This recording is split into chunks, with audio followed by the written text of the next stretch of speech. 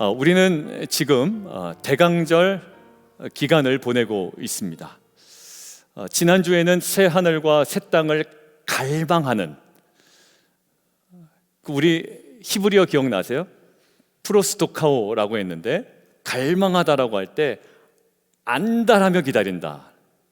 지난주에 제가 얘기한 것처럼 밥솥을 그렇게 안달하며 기다렸던, 궁금하실 분들이 있어서 말씀드리면 잘 도착했습니다. 그리고 잘 작동하고 있습니다. 그 안달하고 기다리기를 촉구하고 있죠. 근데 그 기다림의 시간에 우리가 인식해야 되는 것이 무엇이고 우리가 매진해야 되는 것이 무엇인지에 대해서 지난주에 함께 이야기를 나눴습니다. 그냥 기다리자가 아니라 우리가 그전에 늘 인식해야 되는 것 하나, 그리고 기다림의 시간에 우리가 늘 매진해야 되는 것 하나, 우리가 이야기를 나눴습니다. 여러분들, 이것들을 가지고 이제 한 주간 동안 9시 기도회 때도 기도 제목을 두고 우리가 계속 기도하고 있지 않아요? 근데 그렇게 이제 기도하면서 제 마음에 들었던 하나의 장면이 있었습니다. 어떤 장면이냐면, 일반적으로 이제 유학을 간다라고 하잖아요. 근데 보통 자국, 그러니까 우리로 따지면 한국으로 되겠죠. 자국의 교육 시스템에 너무 만족하거나 그것이 전부라고 느껴지는 자에게는 사실 유학에 대한 갈망이 형성되기 어렵습니다. 그러니까 뭔가 부족해, 아니면 지금 내가 이것으로 만족할 수 없어 라는 자에게 뭔가 유학에 대한 갈망이 있죠. 근데 여러분들 가만히 보면 모든 분야는 아니에요. 근데 특정한 분야는 한국이 오히려 세계 최고인 경우가 있습니다. 그런 학문에 종사하고 있는 분들에게는 사실 유학에 대한 갈망이 없겠죠. 왜요? 이게 전부고 이것으로 최고의 만족을 누릴 수 있기 때문입니다. 결국 뭐가 부족하다고 느끼고 전부가 아니라는 인식이 우리 안에 강할 때 새로운 세상과 새로운 시스템에 대한 안달하며 갈망하는 마음이 생기게 됩니다. 여러분, 히브리서에도 보니까 믿음의 선진들의 공통적인 특징이 있었습니다. 그들에게 공통적인 특징은 뭐였냐면 이 땅을 전부로 여기지 않는 자들이었다는 거예요. 마치 이 땅에 영원히 살 것처럼 살아가지 않았던 자들이에요. 아브라함의 특징이 뭐였죠? 약속의 땅에 들어갔음에도 불구하고 그 땅 가운데 마치 어디처럼? 나그네처럼 살아갔다라는 거예요. 이유는요, 더 나은 본향을 사모했기 때문이다라는 거죠. 그러고 나서 보니까 히브리서에 발견되는 한 인물이 또 나오더라고요. 누구냐면 모세였습니다. 모세는요, 바로의 공주의 아들이라 칭함을 뭐 했다고요? 거절했다고 나옵니다.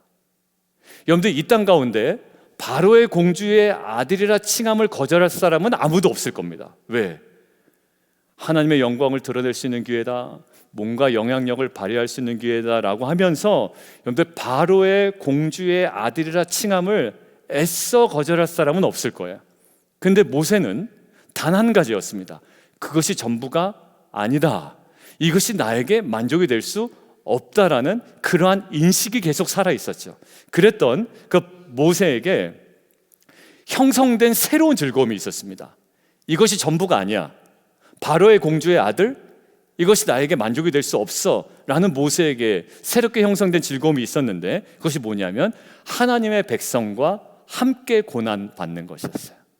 여러분들, 히브리서 그 장면을 함께 볼까요? 같이 한번 보겠습니다. 시작.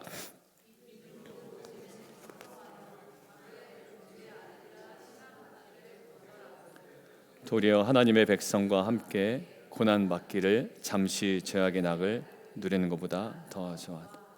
그러니까 모세는요, 단순히 현실 부적응자도 아니었고 현실 회피적 인물도 아니었습니다. 그는 더 나은 소망을 붙들고 살아갔던, 어찌 보면 가장 현실적인 믿음의 사람이었음을 히브리서의 저자는 아주 강력하게 그리고 분명하게 증거하고 있는 거예요. 여러분들, 가만히 보면 그 사람이 무엇을 자랑하고 있는가 보면 그 사람의 어떤 가치관이 딱 드러납니다. 돈을 자랑하는 사람이 있고요, 명예를 자랑하는 사람이 있고요, 이 땅의 것을 자랑하는 사람이 있고, 이 땅에 어떤 사람이 자기를 인정해주는 그 분위기를 자랑하는 사람이 있단 말이에요. 결국 뭘까요? 그게 전부기 때문에. 근데요, 오히려 믿음의 사람은요, 거기로부터 점점 멀어지는 자입니다. 어디를 향해 가는 자일까요?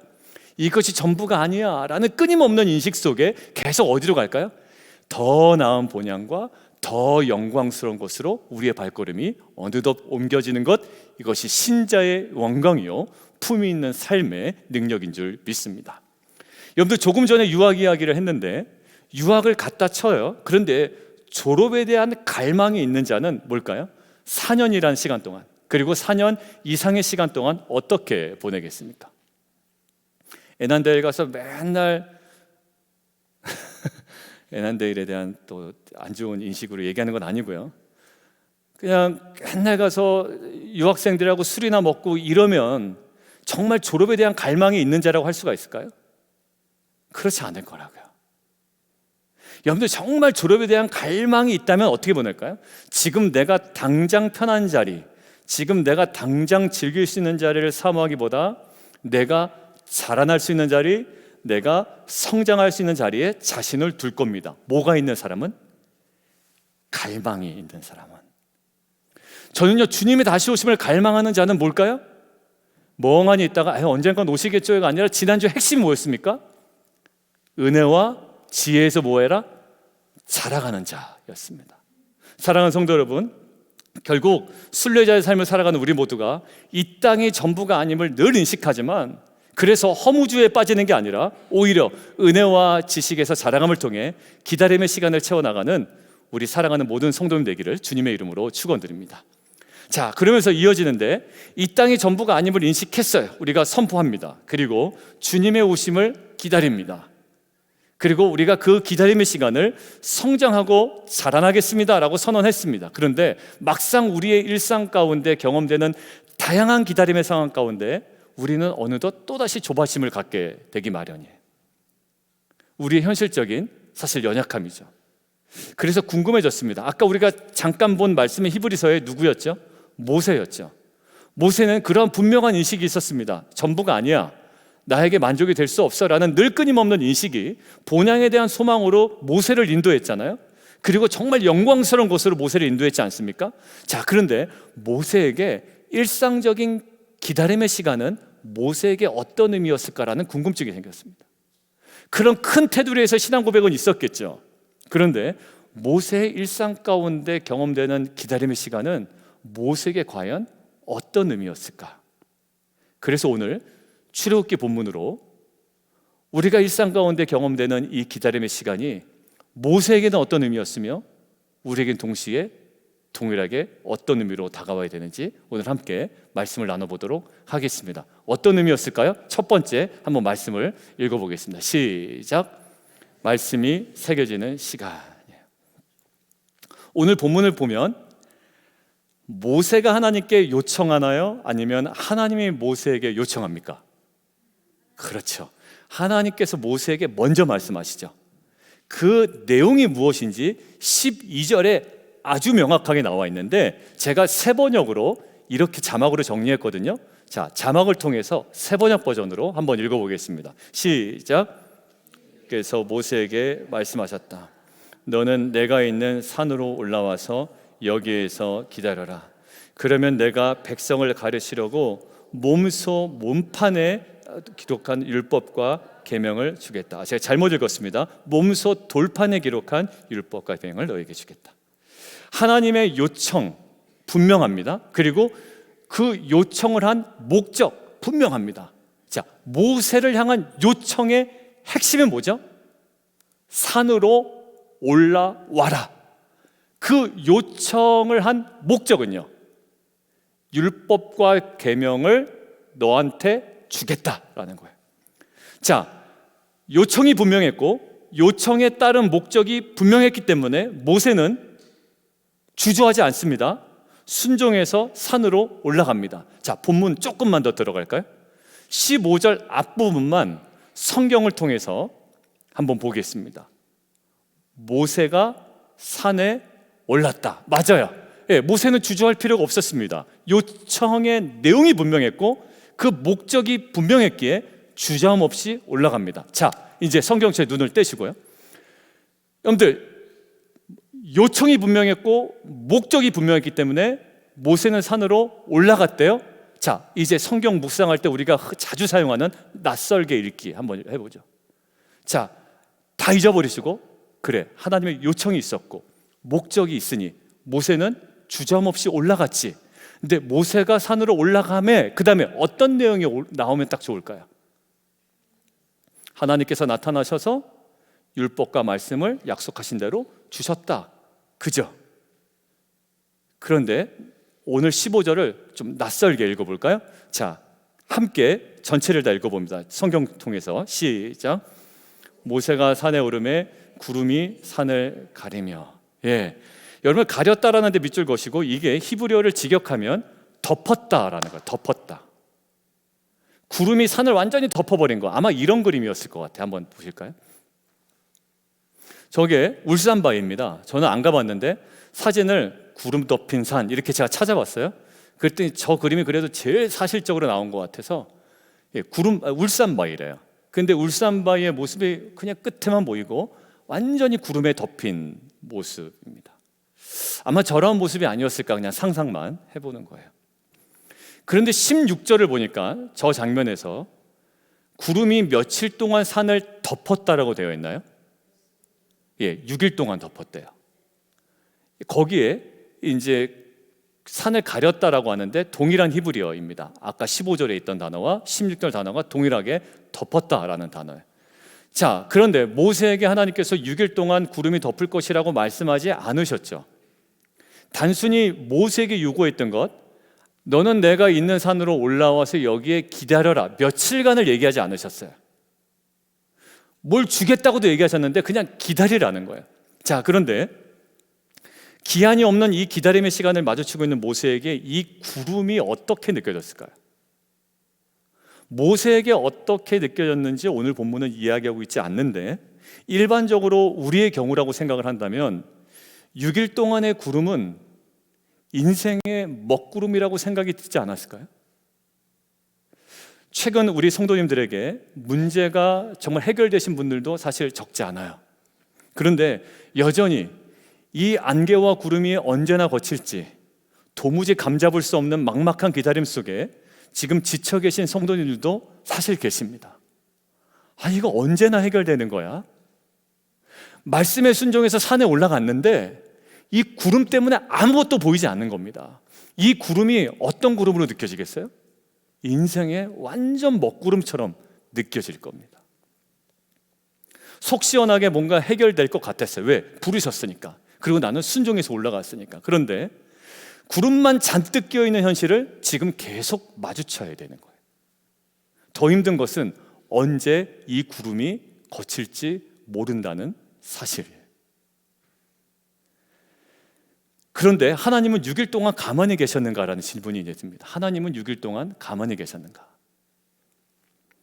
근데 6일이라는 숫자가 의미심장합니다. 학자들도 동일하게 이야기해요. 여러분들, 모세오경에서의 6일은 어디를 생각나게 합니까? 천지창조를 생각나게 하죠. 혼돈스러웠어요.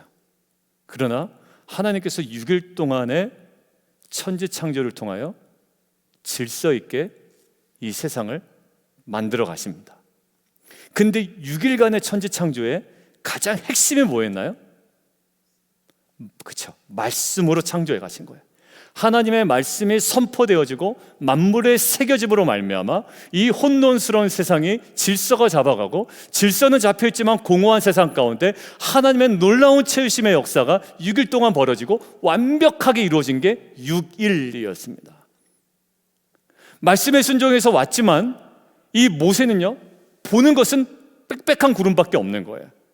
야, 이거 완전 인생의 먹구름인 거죠. 잘못 올라왔나? 지금이 아니었나? 저 봉우리로 가야 되나? 온갖 생각이 들 겁니다. 우리 성도님 중에 비즈니스를 확장하시고 비즈니스를 새롭게 시작하신 분들이 있죠. 근데 그분들이, 야, 이게 뭐 잘못된가? 내가 하나님 말씀에 순종하지 않았나? 왜? 분명히 내가 야심차게 출발했는데 오히려 먹구름이 끼는 거예요. 아무것도 보이지 않는 겁니다. 덜컥 겁이 나는 거죠. 내가 말씀에 잘못 순종한 것인가라는 거. 지금 아마 모세가 특별히 그 먹구름을 대하는 우리가 그런 마음이 있지 않을까 생각이 듭니다. 그런데 6일 동안 세상 곳곳에 말씀이 새겨졌잖아요. 그런데 지금 하나님께서 6일 동안 행하신 것들을 유추할 수 있는 그 표현들이 있습니다. 하나님이 모세에게 무엇을 주신다고 했죠? 돌판을 주신다고 했죠. 근데 그냥 돌판 준다, 율법 준다, 말씀 준다 이러면 되는데 모세 오경을 통해서 하나님께서 좀 구체적으로 표현하세요. 이거를 뭐라고? 율법과 계명을 친히 기록한 돌판이라고 얘기하십니다. 그냥 내가 너에게 율법 준다 이래도 되는데 내가 친히 기록한 돌판이래요. 자, 출애굽기 31장 18절에도 증거판에 대해서 설명이 되어 있거든요. 이렇게 설명이 되어 있습니다. 같이 한번 보겠습니다. 시작.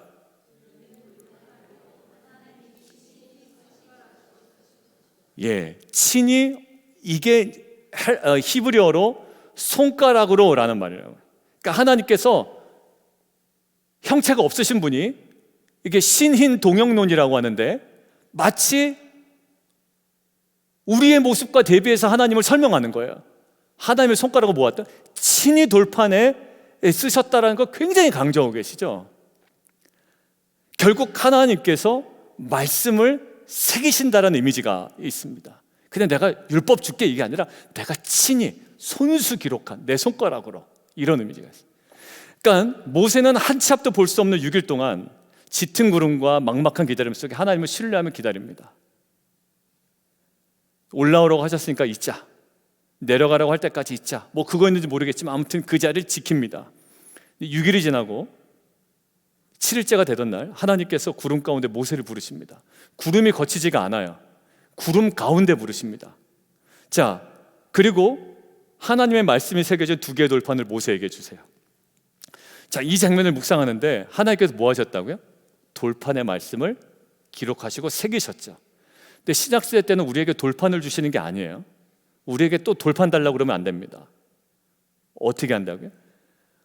출애굽한 이스라엘 백성에게는 돌판에 새긴 율법을 주셨는데 이스라엘이 깨버렸죠. 율법을 완전히 깨버렸습니다. 그러나서 이제 내가 너희에게는 새로운 방식으로 말씀을 준다라고 예레미야를 통해서 말씀하신 게 있어요. 거기를 한번 보겠습니다. 시작.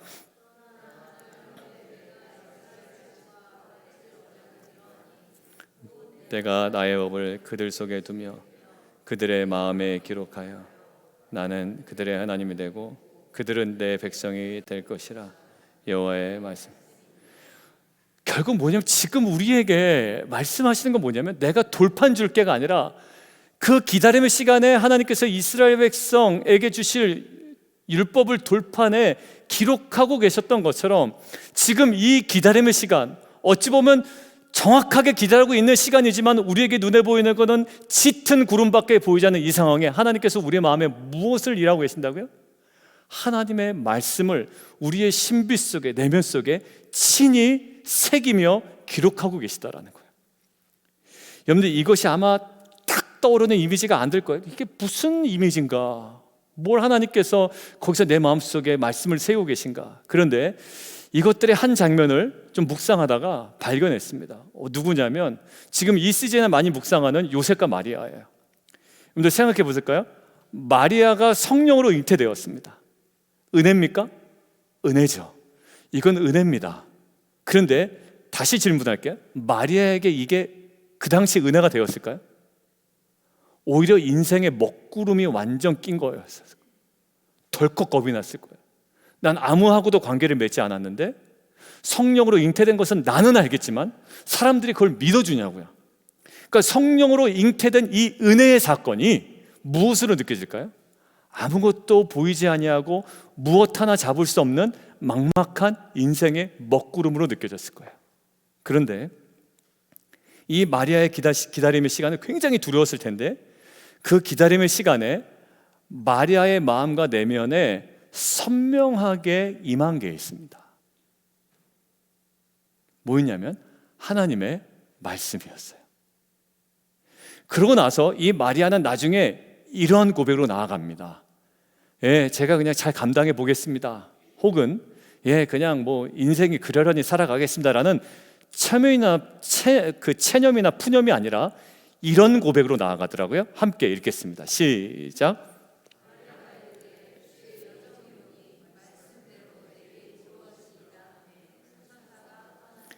말씀이 있지 않았던 마리아는 두려웠습니다. 떨렸습니다. 정말 인생의 먹구름처럼 느껴졌습니다. 무엇이?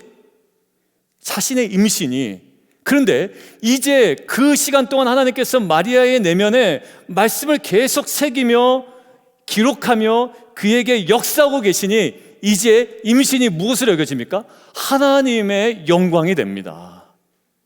여러분들, 어느 순간에는 인생의 먹구름 같은 상황이 있어요. 그런데 그 하나님께서는 그 시간 동안 우리에게 무엇을 하고 계신다고요? 상황을 확 바꿔주시는 것이 아니라 그 상황 가운데 하나님의 영광을 볼 수 있는 우리의 눈을 열어주시고 그 말씀을 우리의 신비 가운데 계속 새기고 계시다라는 거예요. 사랑하는 성도 여러분, 우리 최근에 또 사업에 여러 가지 어려움을 당하신 분이 있어요. 일부 예배 때 예배를 함께 드리는데 그러니까 그 얘기를 하니까 웃으시더라고요. 제가 먹구름이죠. 그런데 이 먹구름에 우리가 주목해야 되는 것이 있다는 거예요. 하나님은 여전히 먹구름에 뭐 하신다? 우리는 끊임없이 말씀을 세우고 계신다라는 거예요. 왜? 그것을 바라볼 때 이제 그 먹구름이 무엇으로 보여요? 이제 하나님의 그 영광으로 다시금 볼 수 있는 눈이 우리 가운데 열리게 되는 줄 믿습니다. 여러분들, 그 마리아는요 결국 내면에 선명하게 새겨지고 기록된 말씀으로 그 기다림의 시간을 감당해내기 시작하죠. 바울도 마찬가지입니다. 바울이 세속적인 문화가 완전히 팽배했던 고린도에 도착을 하죠. 하나님의 말씀에 순종하여 고린도에 도착합니다. 그런데 고린도에서 회당에서 금방 쫓겨납니다. 사도 바울의 전도 여행의 특징, 패턴, 우리 성경 공부 시간 얘기 나왔죠? 어떤 패턴이라고요? 항상 가면 어디부터 찾는다? 회당부터 찾는다. 그리고 그 다음에 어때요? 사람들이 굉장히 좋아한다. 그런데 좋아하다가 유대인들이 나타나서 방해한다. 그리고 방해가 지나쳐 이제는 핍박한다. 그래서 쫓겨나고 다음 동네로 옮겨간다. 이게 사도 바울의 패턴이었어요. 그런데 고린도는 너무 빨랐어요. 회당에서 쫓겨난 시기가 너무 빨랐다고요. 그러면 보통 패턴이라면 사도 바울이 어디로 가야 되죠? 지체 없이, 기다림의 시간 없이 어디로 가야 될까요? 여기는 아닌가비요 하고 어디로 가야 될까요? 옆 동네로 가야 됩니다. 그런데 오히려 사도 바울이 얼마 동안 고린도에 머무냐면 1년 반을 머뭅니다. 뭐 긴 거 아닌 것 같은데요? 아니요. 데살로니가는요 얼마 동안 머물렀냐? 3주 머뭅니다. 3주. 그거에 비하면 1년 반을 머무는 거예요. 어디에 있던? 회당에서 쫓겨났던 고린도에서. 근데 왜 사도 바울이 그 기다림의 시간을 거기서 머물러 있을 수 있었을까요? 하나님께서 사도 바울의 마음에 계속 말씀을 허락하시고 그 안에 계속 새기기 시작합니다. 그 말씀이 이렇게 기록되어 있어요. 같이 한번 보겠습니다. 시작.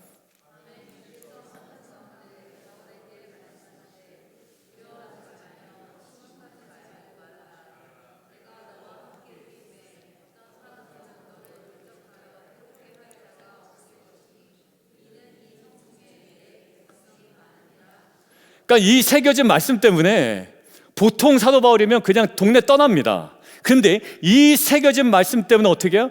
버티고 기다릴 수 있었고요. 거기서 1년 반 동안 사역을 하고 온전히 감당을 하게 됩니다. 사랑하는 성도 여러분, 하나님께서 여러분들이 순종했던 그 산에서 그 기다림의 시간에 경험되는 짙은 구름이 있다고요. 나는 순종해서 올라갔는데 아무것도 보이지가 않아요. 캄캄하다고요. 근데 그것을 인생의 먹구름이라고 생각하는 저와 여러분의 내면에 지금도 저는 확신하건대 하나님께서는 그 선명하신 하나님의 말씀을 저와 여러분의 심령 가운데 여전히 지금도 기록하며 새기고 계신 줄 믿습니다. 여러분들, 그렇기 때문에 우리 눈에 보이는 그 막막하게 느껴지는 안개와 구름에 속지 마십시오. 누구라도 안개를 만나면 당황할 수밖에 없습니다. 왜냐하면 보이는 것이 없기 때문이에요. 결혼을 해도 여전히 안개예요. 여러분들 결혼했습니다. 이 사람이 정말 내 사람이다 했는데 어떤 사건이 터졌어요. 모든 게 의심이 갈 때가 있죠. 결혼 잘못했나 봐. 이 사람이 나를 속였나 봐. 이건 아니었나 봐. 여러분들 인생의 먹구름이요, 순종해서 간 거기서도 경험된다고요. 결혼을 해도 여전히 안개, 사업을 시작해도 여전히 안개, 목회를 순종해서 시작했는데도 여전히 안개, 새로운 진로를 결정했는데도 여전히 안개. 그 안개와 구름이 영원할 것처럼 느껴지고 두려울 때가 있어요. 그러나 기억하십시오. 그때 하나님은 저와 여러분의 신비 속에 말씀을 새기고 계시며 6일간의 말씀 창조가 완벽했던 것처럼 6일간의 그 기다림은, 절대 시간의 차이는 있겠죠. 그러나 6일간의 기다림은 저와 여러분에게는 불안한 시간이 아니라 오히려 우리의 내면에 말씀이 새겨지고 채워지며 온전해지는 은혜의 시간이 될 줄 믿습니다.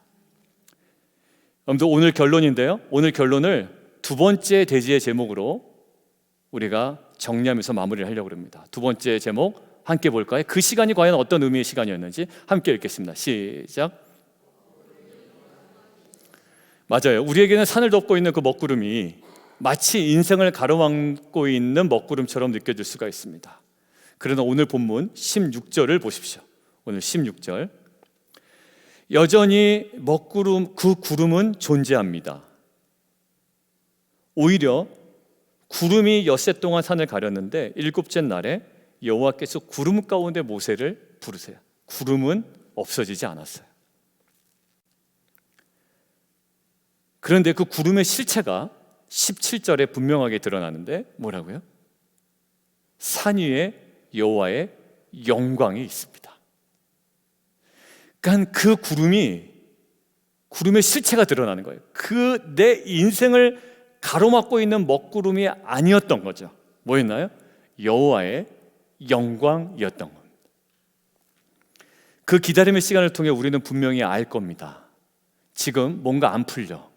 직장을 얻으려고 해도, 사업을 시작하려고 해도, 진로를 새롭게 결정하려고 해도 분명히 하나님께서 모든 것들을 다 조성해 주셔서 무르익은 것 같은데 6일간 아무것도 보이지 않는 캄캄한 구름 속에 있단 말이에요.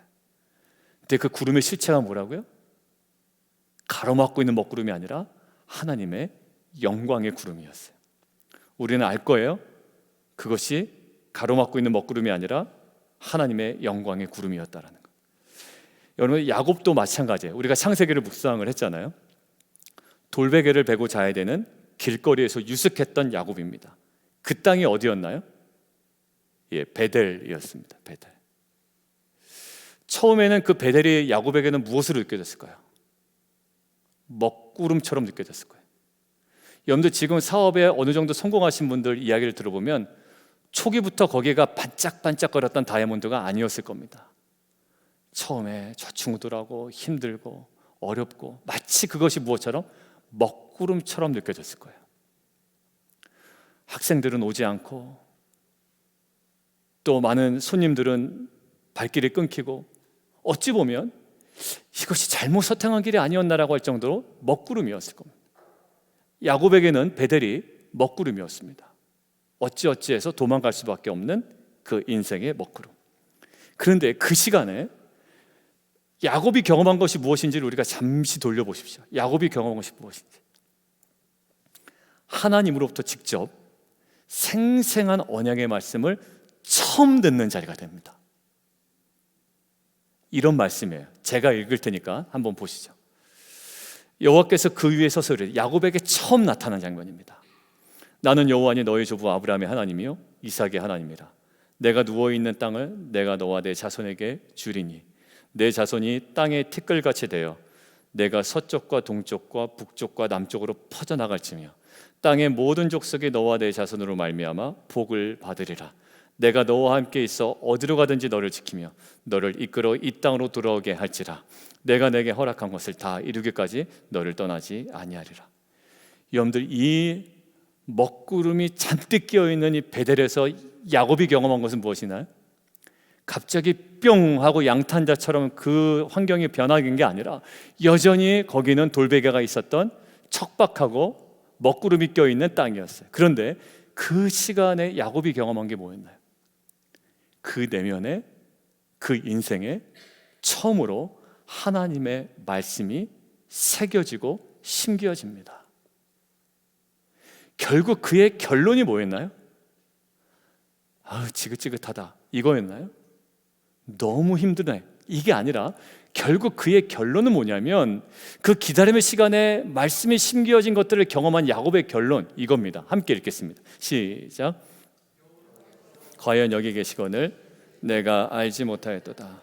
이에 두려워하여 이르되 두렵도다. 이것이요, 이것은 다름 아닌 하나님의 집이요 하늘의 문이로다.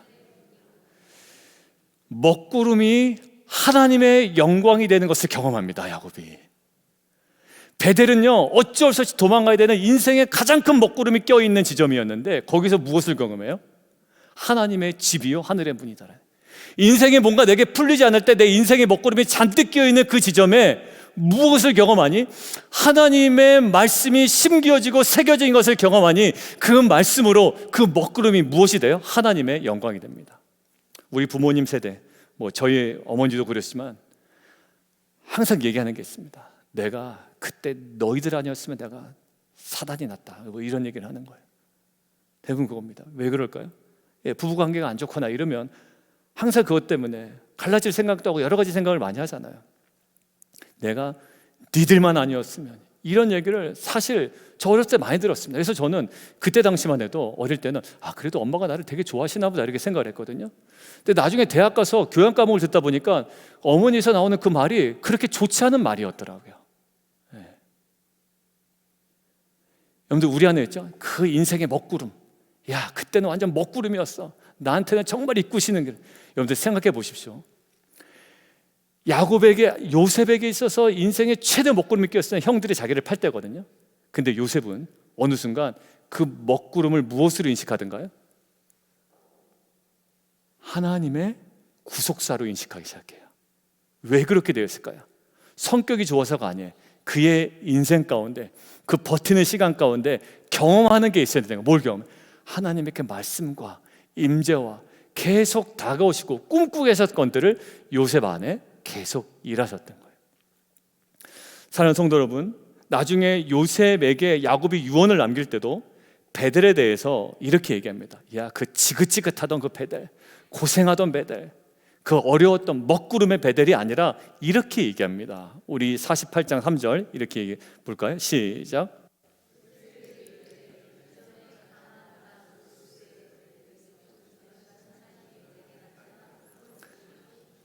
가나안 땅 루스가요, 제가 써놓은 것처럼 베델의 옛 지명이거든요. 옛 지명입니다. 그러니까 지금 자기 아들 요셉에게 이야기할 때 그 베델을 어떤 식으로 기억하고 있어요? 지긋지긋하게 고생하던 그때, 이렇게 얘기할 수 있어요. 우리 부모님 세대가 그렇게 항상 얘기합니다. 저희도 그렇게 하면 안 되겠지만, 야, 그때 엄청 고생할 때, 그때 네 아버지가 나한테 그렇게 그냥 할 때, 그게 끊이지 않는 거예요. 끊이지 않는 거예요. 그런데 이 야곱은 뭐라고 얘기해요? 그 돌베개를 베고 길거리에 잘 수밖에 없었던 인생의 먹구름이 잔뜩 끼어있었는 그때를 무슨 땅이라고 얘기합니까? 하나님의 복을 경험했던 땅이라는 거예요. 하나님께서 내게 복을 주셨던 땅이라고 이야기를 하는 겁니다. 왜 그럴까요? 아까 이야기했던 야곱에게 끊임없이 계속 처음으로 나타나셔서 말씀을 계속 새기고 있었던 거예요. 저는요, 고생했다고 그냥 낙이 오는 거는, 그런 거는 기독교에 없다고 생각이 들어요. 뭘까요? 말씀이 그 인생 가운데 새겨지고 기록되어지고 임하며 역사할 때 그 인생의 먹구름 속에 진정으로 임하시는 하나님의 영광을 경험하게 될 줄 믿습니다. 여러분들, 우리에게 경험되는 돌베개가 있고요, 짙은 안개와 구름이 있을 수 있습니다. 더군다나 순종해서 이동한 곳이기 때문에 더 마음이 아프단 말이에요. 그러나 그곳에서 하나님께서는 우리의 내면에 말씀을 선명하게 새기고 기록하며 채우고 계신 줄 믿습니다. 그래서 결국에는 그 먹구름 속에서 하나님의 영광을 경험하는 은혜를 허락하실 줄 믿습니다.